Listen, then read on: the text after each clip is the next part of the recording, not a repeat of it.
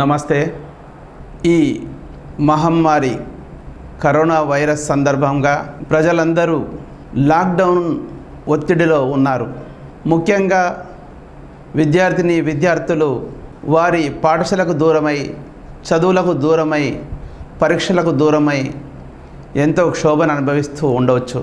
10వ తరగతి పరీక్షలు మన తెలంగాణ రాష్ట్రంలో 3 పేపర్స్ తర్వాత ఆగిపోయిన విషయం మీ అందరికీ తెలిసిందే. మిగిలిన 8 పేపర్లు జూన్ 8వ తారీఖు నుండి 29వ తారీఖు వరకు పరీక్షల టైం టేబుల్ ఇచ్చింది. ఇలాంటి లాక్డౌన్ సమయంలో విద్యార్థులు ఎదుర్కొంటున్న ఒత్తిడులకు వాళ్ళు వారి ఉపాధ్యాయులతో దూరమైన వేళ ఎలా పరీక్షలు రాయాలి అనే అయోమయానికి గురవుతున్న వేళ మేము JS3 అనే సంస్థతో ఒప్పందం కుదుర్చుకొని ఈ 10వ తరగతి పరీక్షలు రాసే విద్యార్థుల కొరకు ఒక ఆన్లైన్ క్లాసుల రూపకల్పన చేసినాము. ముఖ్యంగా తెలంగాణ రాష్ట్రంలోని పేరొందిన భాషా పరిజ్ఞానం ఉన్న, విషయ పరిజ్ఞానం ఉన్న ఉపాధ్యాయులతో ఈ ఆన్లైన్ క్లాసులు ఇస్తున్నాం.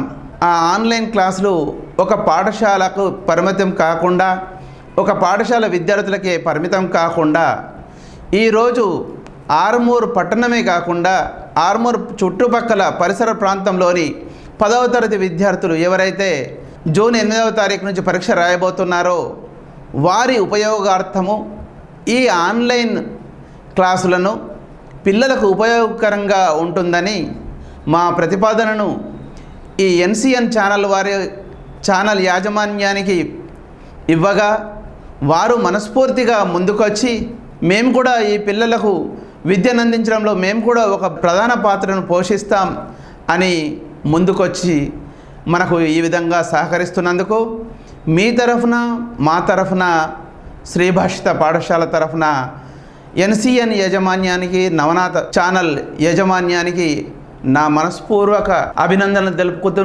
ధన్యవాదాలు తెలుపుకుంటున్నాను. ఈ విషయ పరిజ్ఞానం ఉన్న ఉపాధ్యాయులు రోజుకు కనీసము 1 గంట మొదలుకొని 1 గంట 30 నిమిషాల వరకు వారు పరీక్షా సమయంలో ఎలా ప్రిపేర్ కావాలి అనే కోణంలో మీకు క్లాసులు ఇవ్వబడింది.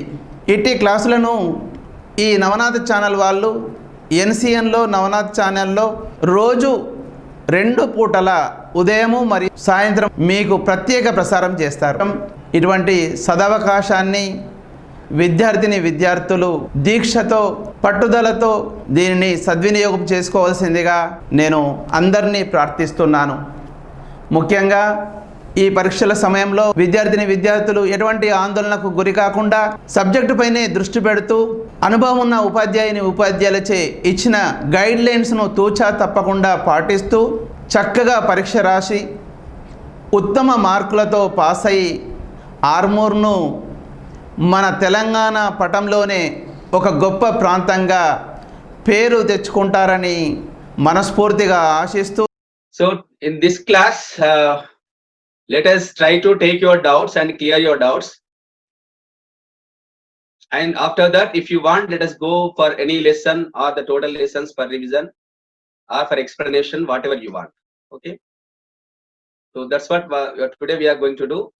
In the last classes, mainly we discussed about what is the difference between analysis and interpretation, how to answer them, and all these things. Today, let us take the first paper 1 itself. Okay. It will be very confusion that if we are taking paper 1 and 2, that's why let us discuss on paper 1 only. And if you have any doubts or any clarification, or if you want the total lesson to be understood, let us discuss about them. Okay. So again, you are asking about paper 2. TTF Versailles is paper 2. Let us discuss them tomorrow.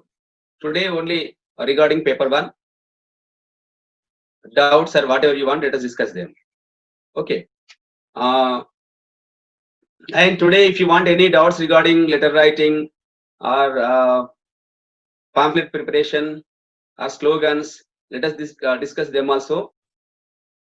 but revision of total chapters, it may not be completed within these classes, because today and tomorrow we have these sessions, and after that we have sessions before the exam, paper 1, 2 sessions there are, and again 2 sessions before paper 2. That's why it is better that if you have any doubts, it is better, I think, we can clear them. Okay. And I will, if you have written any doubts or anything, let me know them, and let us discuss about them. Okay. Factors affecting climate and weather. Okay.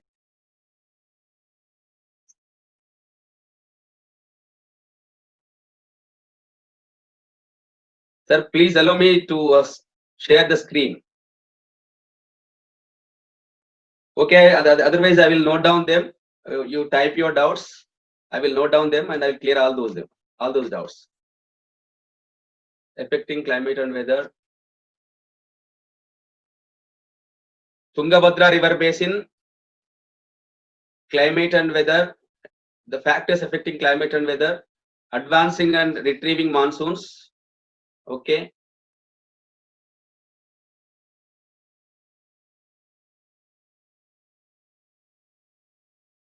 October heat. And post your doubts.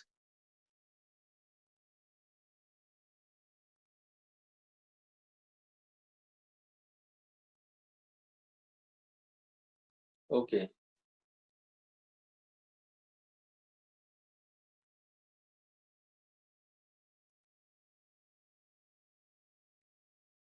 Drainage system of India, retreating monsoons.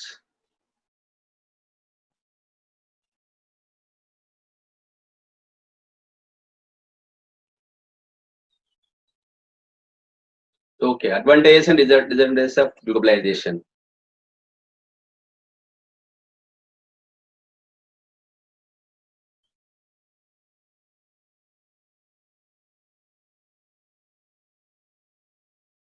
Okay, as we are moving on, you can post some more doubts. Water land relationship, greenhouse gases. These are very simple. How we estimate GDP.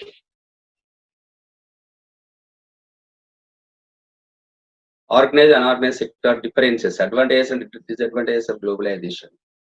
MNCs and globalization. So now I will take this small one, water land relationship now.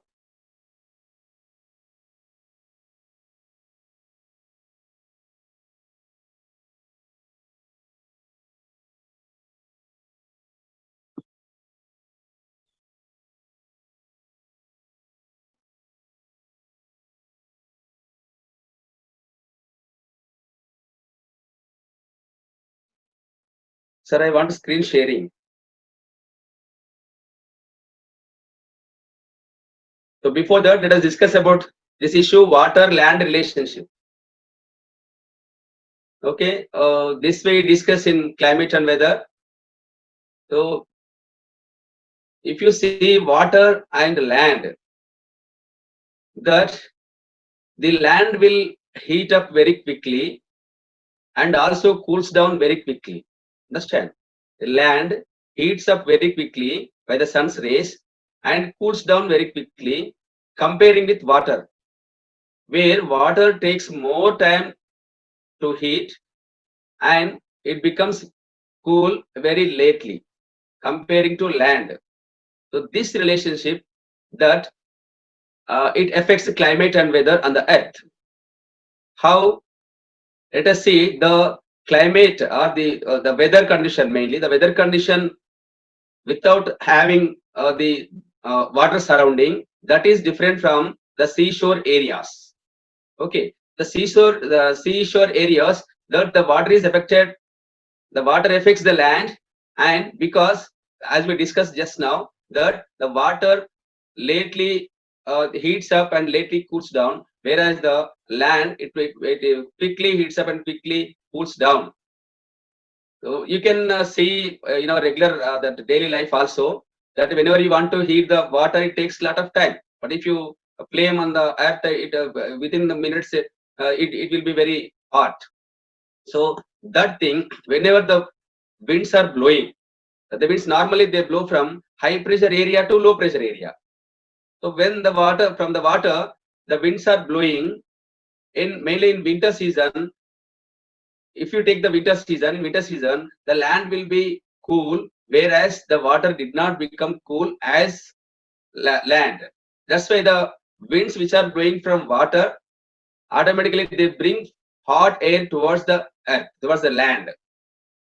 And in summer season, in the same way, the land becomes automatically that heat because of the sun's rays, whereas the water takes much time. The upper layer of the water may be somewhat heat, but if you go into deep, automatically there will be cool. So that's why the cool breezes come from the seashore, that means the water, and it cools down the temperature in the seashore areas, coastal areas. So that's why the water-land relationship affects the climate and weather. So if that's why the temperatures in inland areas will be more affected than the seashore areas. Delhi, that in winter season it will have lowest temperatures and in summer highest temperatures, whereas Visakhapatnam, Madras, these areas, Chennai, these areas, they are slightly, they will have differences. So that we can observe in climographs also. Okay, that is called water-land relationship. And let us come from the beginning. That factors affecting the climate and weather. Sir, please allow me to share the screen.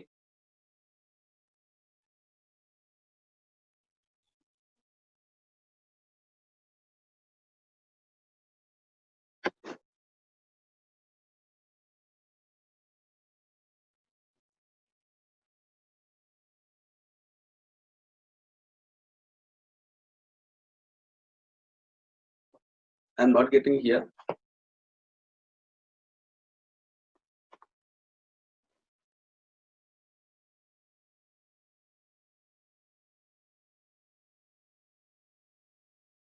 So let me know what are the factors that mainly affect the climate and weather. Give me your answers.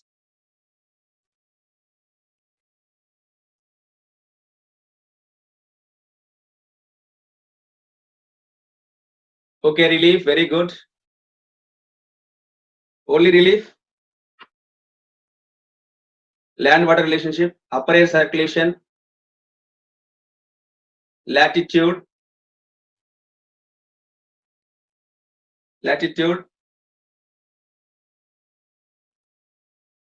upper air circulation.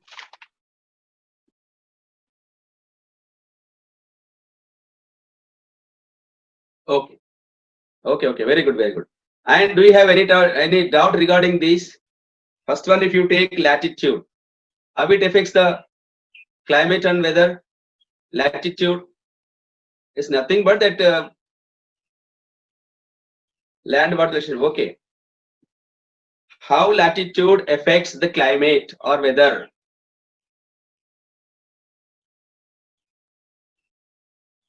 Very good, very good. Land, latitude, land water relationship, relief, upper air circulation. How latitude affects the climate and weather?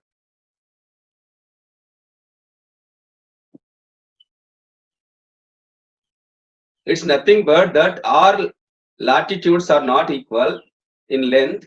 That is 0 degree latitude. That is 0 degree latitude is called, what is it called?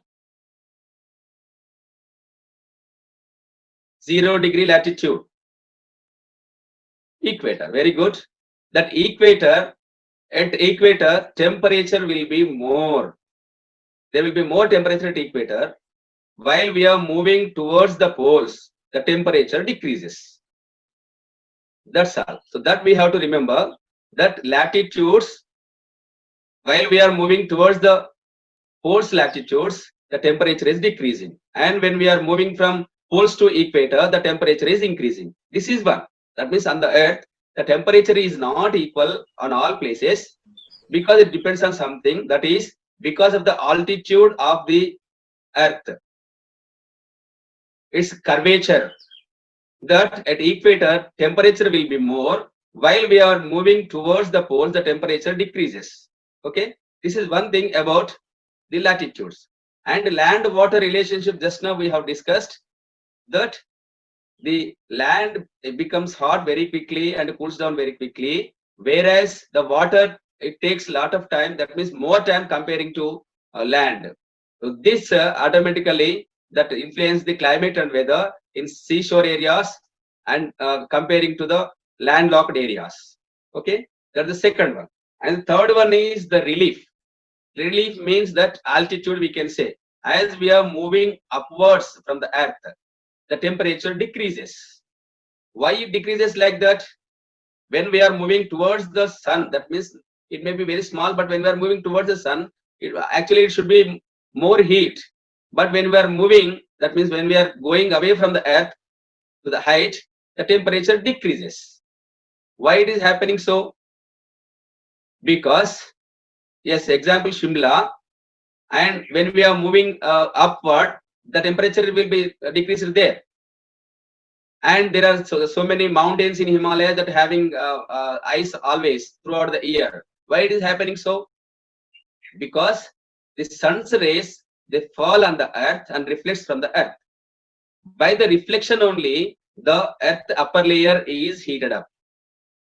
So when this reflection goes on, that continuing upwards, automatically the temperature decreases. So directly, when the sunrise is falling on the earth, it will not give more heat. But when they are falling on the earth and reflecting, then only the temperature, that means the upper layer of the earth, those become heat. So that's why when we are moving upward, that means if you take 1000 meters, 6 degrees centigrade temperature is decreased. So what is the height of Everest? The height of Everest is, anybody? No, Everest 8,848. 8,848 meters. 1,000 meters equal to 1 kilometer. So almost that means nearly 9 kilometers height. Okay, keep it said. And 8,000 means for every 1,006 degrees centigrade is decreased. So totally 8,000 means 8 into 6, 8 into 6, 48. So when the temperature is, for example, when the temperature is 48 on the earth, there will be 0 degree temperature on the Everest. Understand? So that much is decreased. So you can count them. So like that, the temperature decreases. So when there is more altitude, the temperatures will be low. We have to understand. And after that, another one is upper air circulation. This is very, very important one. We have to understand, and this is influencing even our monsoons also. Okay, this is influencing the monsoons. How all these are influencing, but these mainly influencing the monsoons. Why? Because the upper air circulation means there are planetary winds on the earth. Planetary winds. Okay, planetary winds means they blow throughout the earth in a equal position. Okay, the land water relationship, for example, it will be there only at seashores or the coastal areas, but not like that. These planetary winds, they blow throughout the globe at the same direction. That means we have to understand from higher pressure to lower pressure areas. Okay, higher pressure to low pressure areas. At equator, how will be the pressure, whether it is higher or lower? At equator means you have to remember that at equator there is more hot here. Okay, very good. There will be lower temperature, a lower pressure, higher temperature, low pressure area. And to this low pressure area, from other areas, the low pressure towards the low pressure area, the winds have to blow. So like that, from temperate zone, that medium zone, and the winds move towards the equator in northern hemisphere and also southern hemisphere. So when they are moving there towards the equator, after that they come to equator and they enter into the atmosphere. They go higher. After going higher, they move again to other areas in the space. So this is called as the upper air circulation. Understand? It comes from the low pressure areas, high pressure areas, and towards the low pressure area equator, and it goes up and moves to other areas. When they are moving like that, mainly in the month of May in India, because of that only, the clouds move towards India and they touch Kerala in the month of June. Understand? So this influences climate and weather, and also it is also main reason for monsoons in India. Okay, this is called upper air circulation, and these winds are also called as jet streams. They blow in very speedily. So because of that, from Arabian and also the Indian Ocean, all the clouds move towards the high pressure area to low pressure area. Low pressure area is created in India because of summer in the month of May. That is nothing but March, April, May. By the month of May, there will be more temperature in India and also China in these areas. So because of that, low pressure area is created here because of upper air circulation and all these things, that the clouds move towards India, and here they give rain to us. This is called outbursting of monsoons. Understand? And after that, entering of monsoons, these continue and they retrieve from Himalayas and they give rain to that eastern places in India, from that mainly in the places of the coast areas of Bay of Bengal. And this time the Andhra area, Andhra Pradesh and Tamil Nadu, these areas will get more rains, and this is called as the retreating monsoons. And between these two, there is October heat. We have to understand. So after the monsoons, that is entering of monsoons, that is mainly June, July, August, September. Till September, these will continue. And here you have to understand another important thing. That is that this monsoons is not happening all over the world. Understand? It is happening only in India and in some areas. And in the world, for some countries, there are rains in the winter season. So mainly, if you take, there are only two seasons, that is winter season and summer season. This rainy season, in some countries, throughout the year they get rains. But to some countries, these rains will come in winter season. But to us, we have to think that they will come in summer season. Okay. That's why in rainy season also, if there are no rains, we feel very hot. So when monsoon started in June, it continues June, July, August, September. And mainly in October, that there will be no rains, but the temperature will be more and there are clouds in the sky. So because of that, we feel very hot, and it is unbearable hot actually, because the sweat is not that it is not entering into atmosphere. So that's why we say it is called as the October heat. Okay, and this is about October heat. And what we discussed, what were the doubts you posted?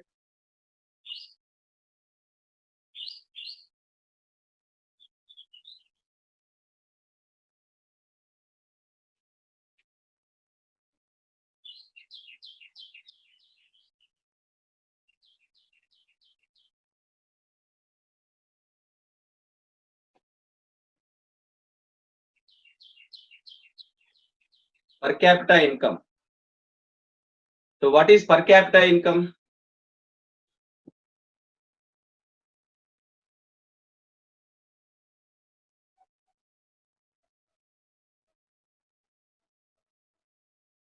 This is general question, sir. Can you explain the reason for more tornadoes occurrence in North America? Not related to us. Let us leave them.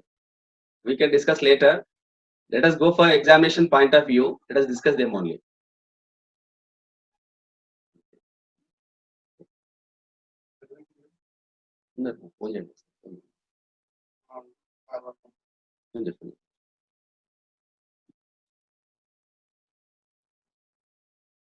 Let us discuss them tomorrow. This is the Treaty of Versailles. Exactly. First of all, I will take that one only. Tomorrow let us discuss. GDP. Okay, gross domestic product. So here you have to understand that whenever we are telling that whether this country is developed or not, how do we say that whether this country is developed or not? We say, okay, here only we are getting per capita income and national income. Let us give in detail discussion of GDP. So how do we estimate? How do we know that whether this country is developed or not? How do we say that? That actually any economy is divided into three sectors: the primary sector, secondary sector, tertiary sector, or service sector. Okay. So in these sectors, all the people are working. Okay. So they are working in primary sector, that is agriculture, mining, forests, fisheries, and all these things. And they are also working in industries in secondary sector. They are also working service sectors. So in 1 year, how many goods and services are produced? So we have to count them. Okay. So when we are counting, actually, what is happening? For example, there is a tires factory. If you want to build a car, so there is a tires factory. There is a factory which belongs to which is building only the body, and there is another factory which is building only the engines, and in some areas only glasses. So if you take the output of the production of these tires at one place, and engines at one place, and bodies at one place, and glasses at one place, and if you take into consideration that you have counted all these, how many of all these are produced in 1 year, and again you have to take another one that they are produced, all these come to at one place, the cars are produced, and how many cars are produced you are taking again. So if you take like that, automatically, without that unknowingly, the production is increased, that in a wrong way it is increased. The same thing is explained in our book with an example of idlis. Understand? So in a hotel, the idlis are prepared, but before that, when a farmer is produced paddy, we count there, and when it is made into rice, there again we count in the rice mill, and when it is sent to a grinder, there also we take into consideration, and after that we take into consideration these idlis also. So if you combine all these, it is not a correct way to estimate GDP. So in GDP, we have to take the final goods, only final goods, not the intermediary goods. So how many final goods are there? For example, if you take the cars, that how many final cars have been produced, to take those only. So by that, we come to know that how much production is taken place, and by that we count the GDP, gross domestic product of a country. How many that goods are final goods are produced, and how many services, how much service is done to the country. That means there is transportation, banking, insurance, and all these things come under service sector. So how much goods and services are produced in the country, by taking those, we calculate GDP. Okay. So when they take like this GDP, actually, for example, there are two countries, country A and country B. The country A's GDP is, for example, 1,000 crores. Country B's GDP is 1,000 crore. Can you say these are equal? We cannot say. How? Why?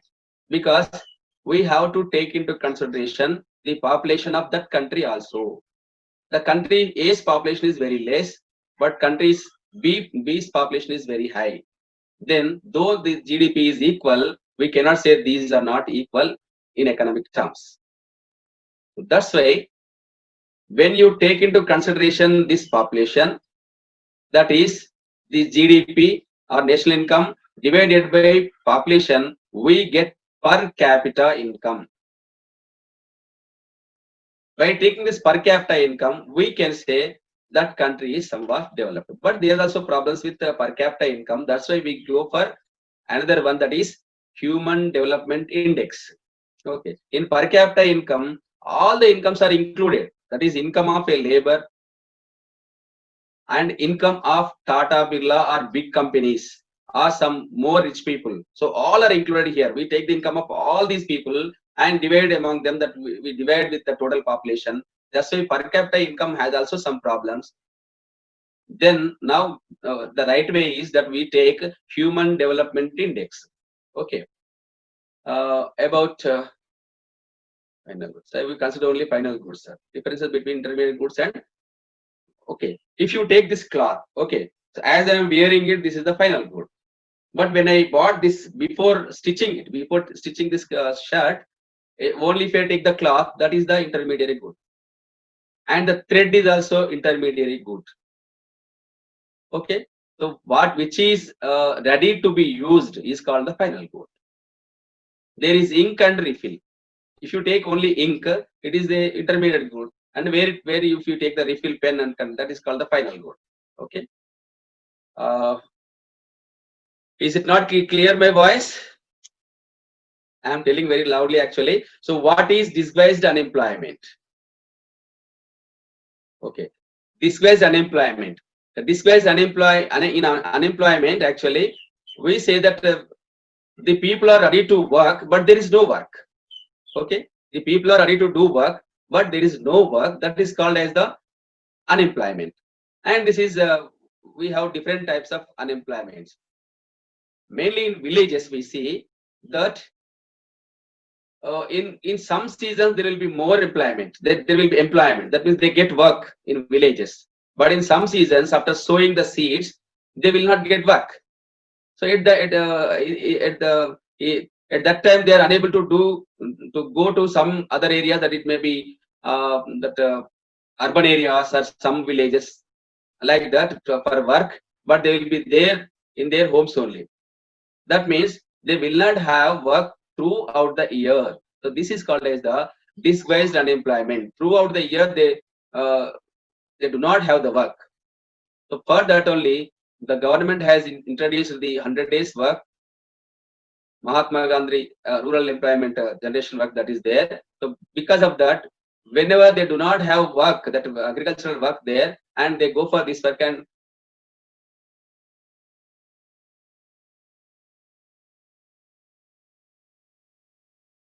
it's best that to establish cottage industries in rural areas.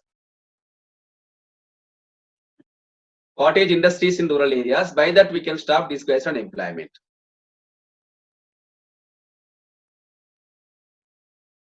Okay, almost these are unemployment and underemployment.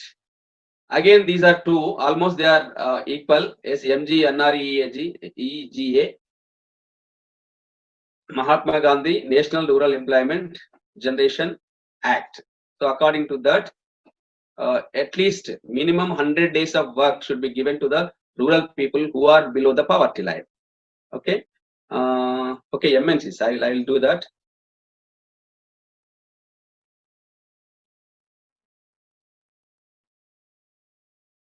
The difference between unemployment and underemployment is, in unemployment we are not getting work, but in underemployment, that a person is ready to do work of 100%, but he is getting only 50%. That means, for example, there is a person who has completed PhD. Okay, he is able to teach to MA students also, university students also, but he is working in primary school just for ABCDs. Understand? So this is nothing but due to unemployment, he is working as a primary school teacher. This is called underemployment. He can do some more work also, but he is not getting according to his skills. That is called underemployment. Yes, working less than their potential, we can say that is called underemployment.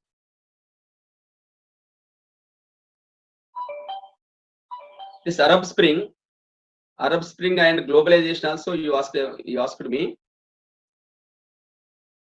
How can we estimate GDP? I told you that we take the three sectors, that is primary sector, secondary sector, and tertiary sector.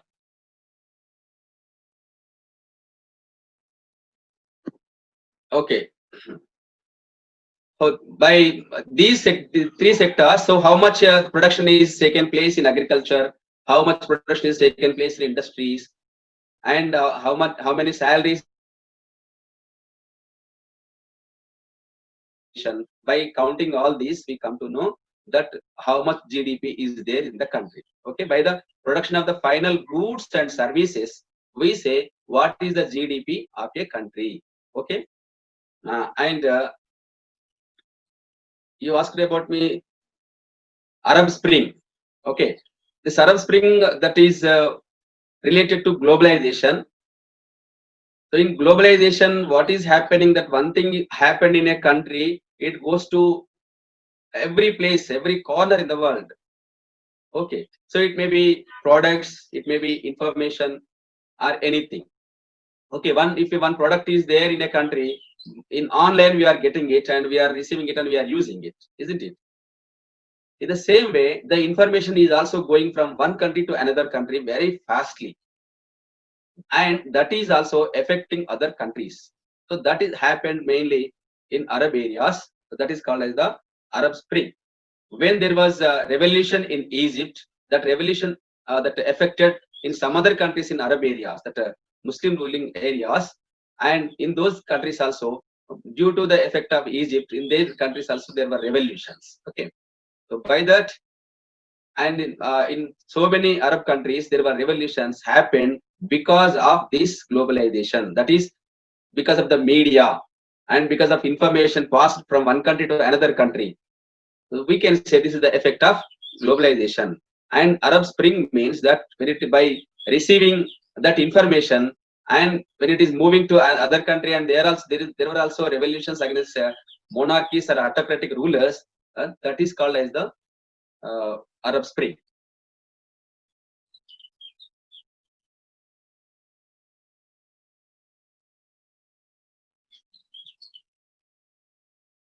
Shall we discuss about this one? That is, what are the benefits and losses of globalization? Pros and cons of globalization. Can you post them? First, pros. What are the benefits of globalization? Benefits of globalization.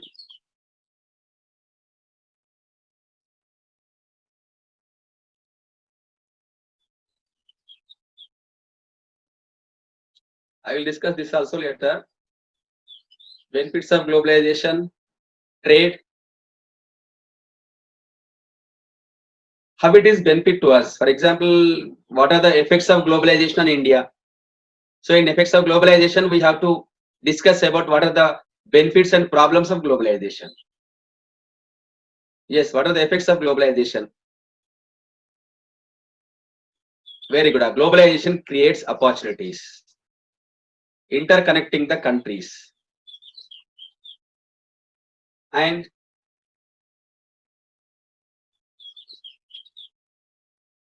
anything, we are using the latest technology, so it is helping to service sector, good employment opportunities. Okay, very good, very good. It helps to develop the country, it creates employment. Okay, let us discuss only the benefits now. The small scale industries and these disappeared, it is the minus point. Let us discuss only plus points of globalization. Okay, mainly by globalization, we get latest goods and services.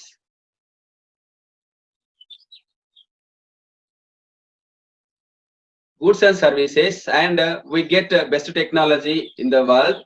We can receive best technology in the world, and by that, by globalization, the employment generation is also taken place.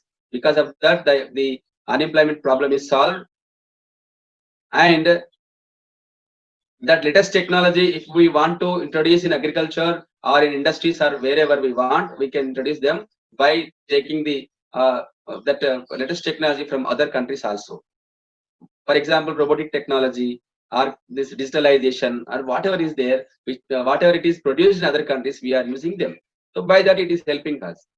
But when you come to what are the problems by the globalization in India or to the world, then we have to think all these things. That is, by that, there is also unemployment problem.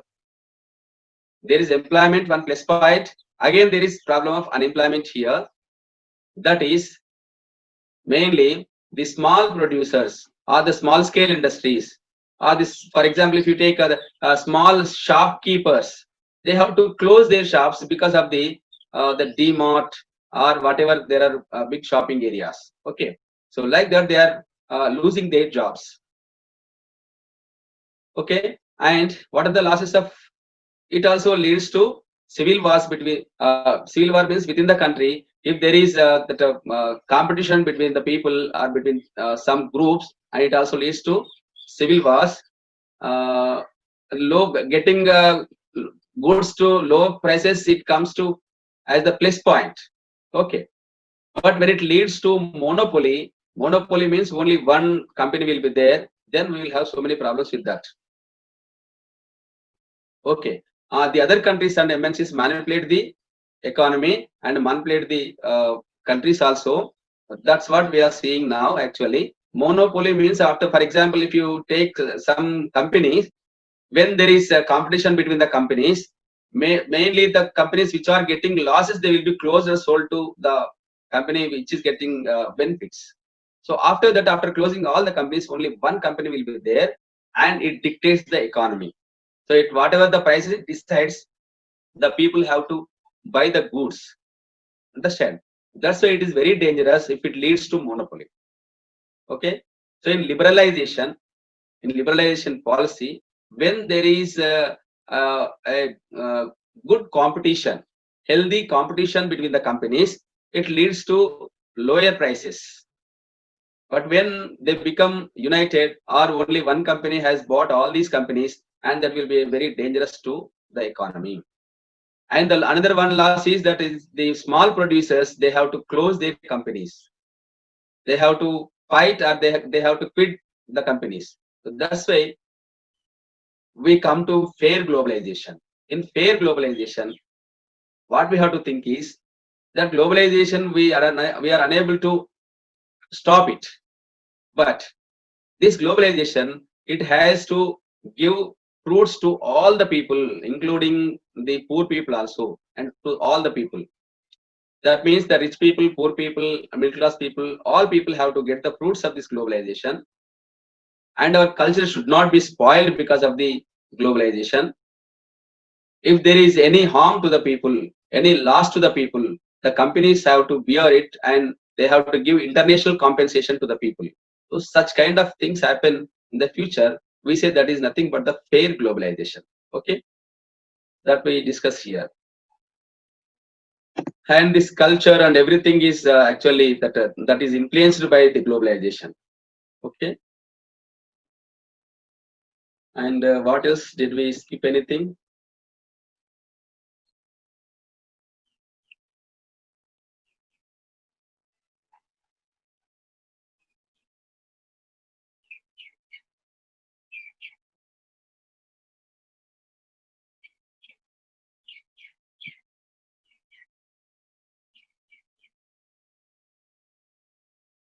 About groundwater, one question was asked. About groundwater, this is very important. The Tungabhadra basin, we have to understand what happened in Tungabhadra basin and also Hiware Bazaar. Okay, I want to give a little explanation about it. In Tungabhadra area, Tungabhadra water basin area, there is a river flowing there, Tungabhadra river. Wherever the river is flowing, actually they have to get more water. So that area should be it should be flourished, and there should be more benefits by these more benefits by this river. Okay, but there in Tungabhadra Dam and river at the Tungabhadra river area, that there are so many problems because the Tungabhadra Dam is unable to have more water. There is that water holding capacity is decreasing day by day in Tungabhadra Dam, and the areas around the Tungabhadra river that also that they are not having crops or like that. There is no more agriculture. That means much agriculture there around it. Why it is happening like that? We have to understand. It is happening because of mining and because of cutting the forest and because of so many problems that the soil is that entering into water. and the silt is there more in the Tungabhadra dam. Because of that, the water and the dam is unable to use in a proper way, and the river is also unable to use in a proper way. So that's why, though there is a river, there are problems in that area. But whereas if you come to Hiware Bazar, there is no river, and that land is also flat, not flat actually. So because of that land problem, the water is not there, and they were having more problems because of that area. But they solved it, and they stored the water. Now that area is better for agriculture. There are more trees. There is more, much agriculture is there, and in those that village also the people are living very happily. Here we have to understand how we are using the water. That is very important. And second important topic we are going to discuss in this chapter is, what about the underground water? We are discussing about the river or the flowing water on the ground.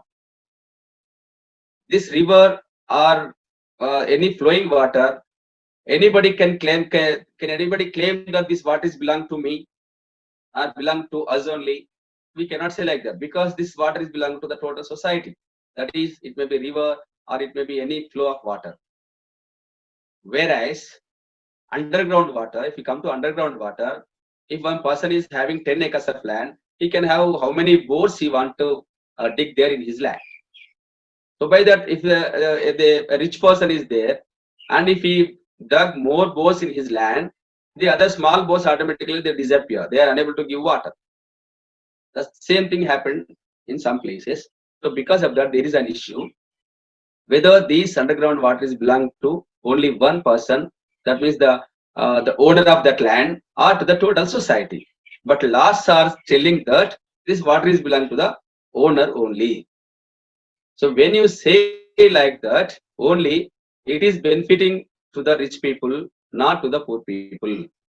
So the underground water is also should be considered as it should be belong to all the people. So after that, now the governments are moving, and they are making laws that, for example, if one person is dug a borewell, and after 150 meters only another person has to dug the borewell. Otherwise, before that, they have dug so many borewells. Because of that, there was less groundwater, and so much of groundwater is taken from the underground. So there are so many problems because of more borewells. Okay. Impact of global warming on water. Impact of global warming. So global warming is nothing but that as the temperature is increasing. When the temperature is increasing, then automatically we have to take more water from the underground. When we are taking more water from underground, that we have to dip this. We use this water for industries, agriculture, and for personal uses. So because of that, when we take more water, and automatically after some days or some years, that land slowly it converts into desert areas, because as the water is decreasing in ground.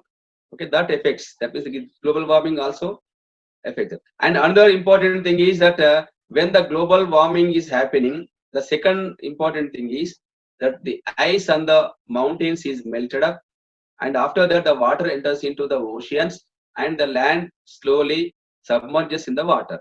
This is also, we have to link water with global warming. I think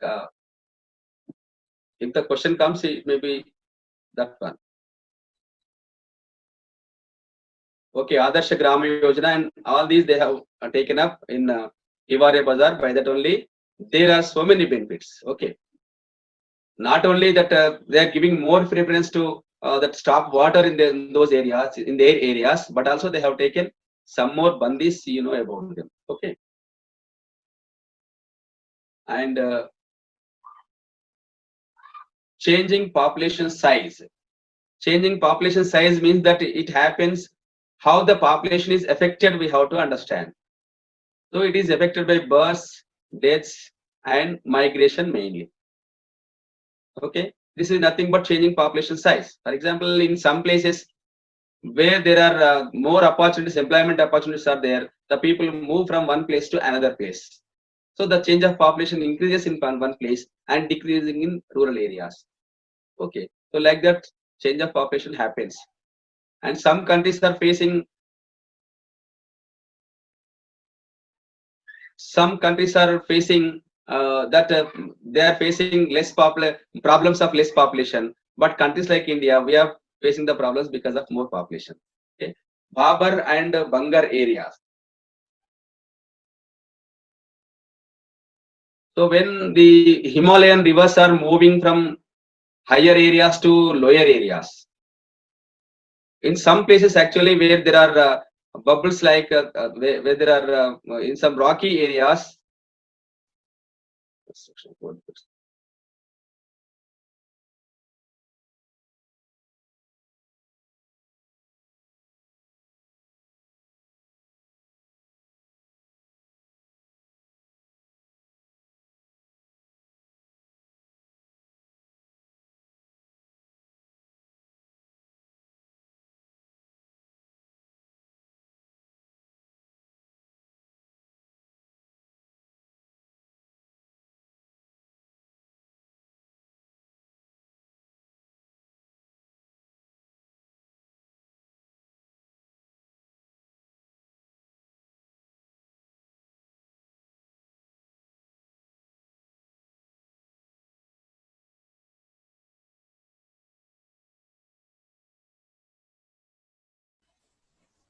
Sir, hello. Excuse me, sir.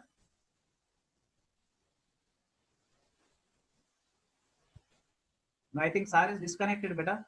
Some issues. Okay, just hold. Okay, sir is back. Sir, please unmute, sir. Sir, okay.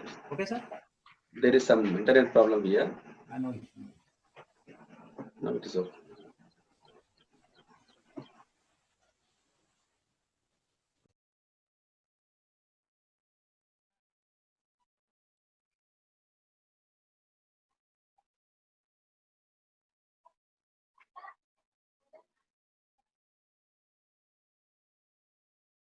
Okay.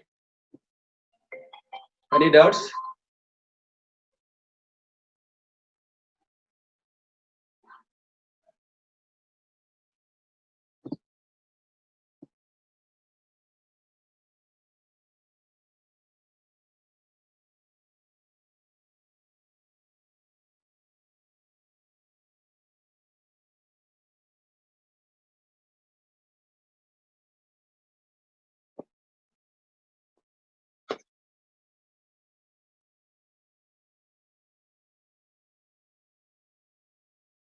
Any doubts? Is it clear?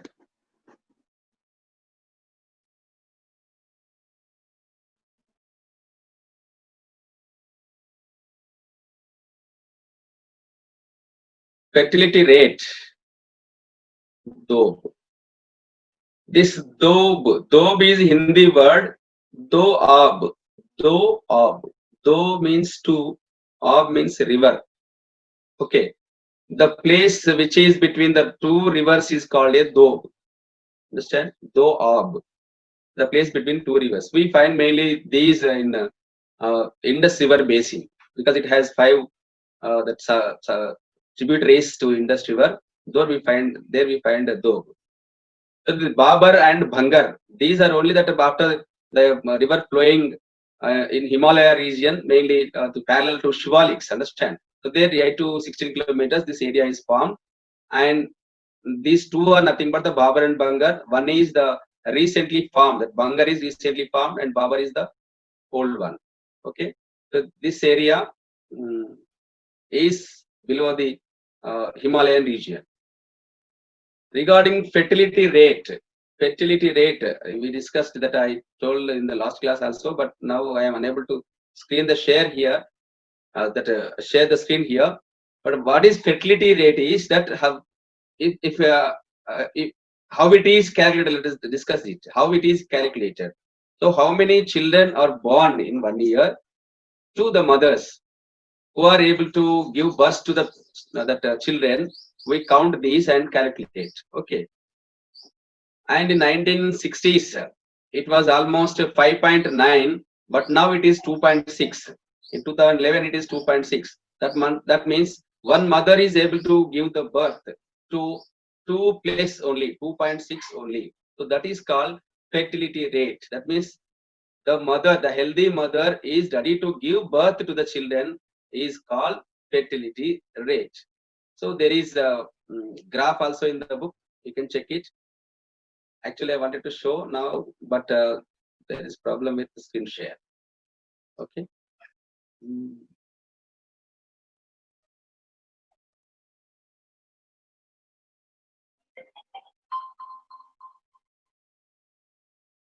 The problems on McMahon line are, there will be always problems on the lines. That means the borders, there will be problems. In the same way, there are problems on McMahon line. Okay, don't go deep into that one. I think there is no discussion about that in a deeper way about this McMahon line.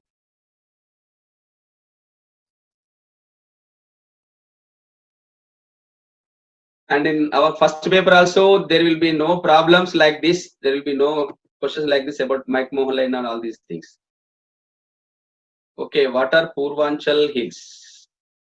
Purvanchal.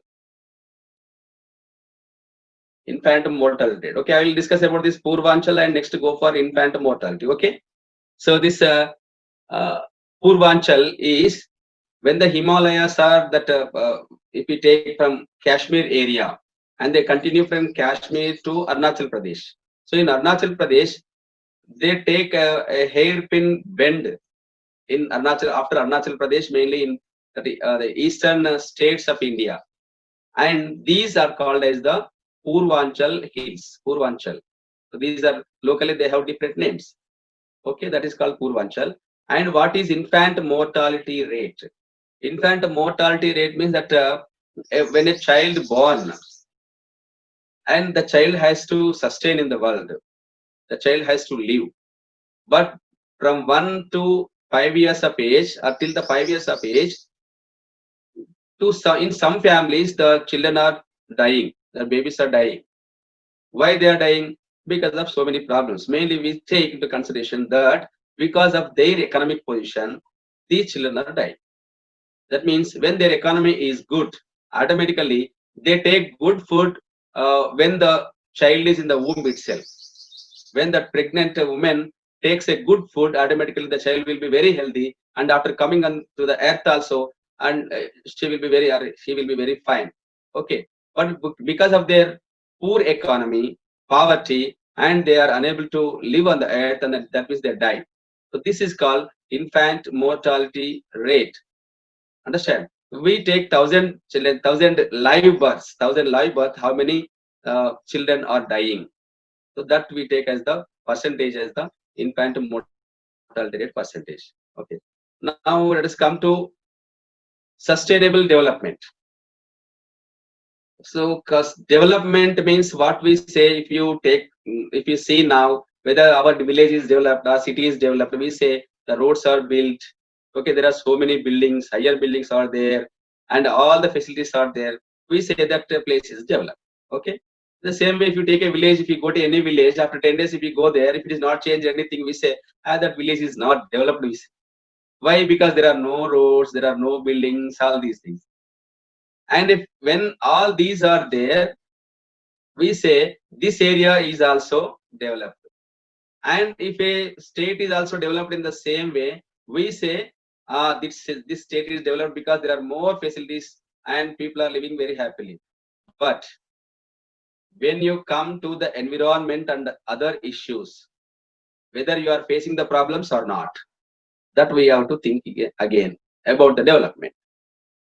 For example, if you take agriculture, in olden areas, there was a mota, means that 2 bullocks were used to take water from the well, mota bavi, or some other farms were there to take water from the well. But after so many years, now we are using bore wells. That means we developed from those remote methods to the modern methods. That is, we are using bullocks now. We are not using bullocks now. by automatic starter, the water is coming from the ground, underground. So we develop. But what this development is leading to? It is leading to, that is, the groundwater is slowly decreasing. This is going to be a great danger to the humanity. And take another example. For more production in the agriculture, we are using fertilizers and pesticides, isn't it? So by that we are getting more production. But what is it leading to? Again, it is leading to so many problems. That is permanent, that loss to the soil, and so many problems on the ground to the people, to the trees, to environment and everything. So now we have to think about the development, whether we are following the right development or not. There the question comes, this is sustainable development.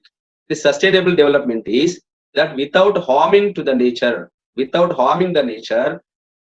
we have to get the benefits, and this also should be given benefits to the future generations also. Okay, we are using coal now for more that electricity purpose. We are producing the electricity by coal. But how many years you can produce like this? Let us take 100 years. But after 100 years, what will be the future of this earth, this generation? That's why, by keeping in the future generations without harming to the environment, if the development model is there, that is called the sustainable development. Okay, I think you have understood it. Does infant mortality rate has any impact on population? Infant mortality rate, actually, rather than population, we can say it affects on economy. That means when there are more infant mortality rate, that country is not developed. That means there are more people who are below the poverty line, we can say. And it also increases population automatically because more people are dying there. Okay, there will be more unhealthy people due to these problems also. Okay. About crop diversifications, I think in biology also you will get it, that when we produce different types of crops, it will be helpful to the agriculture, whether the land's fertility is maintained there. Pot coils.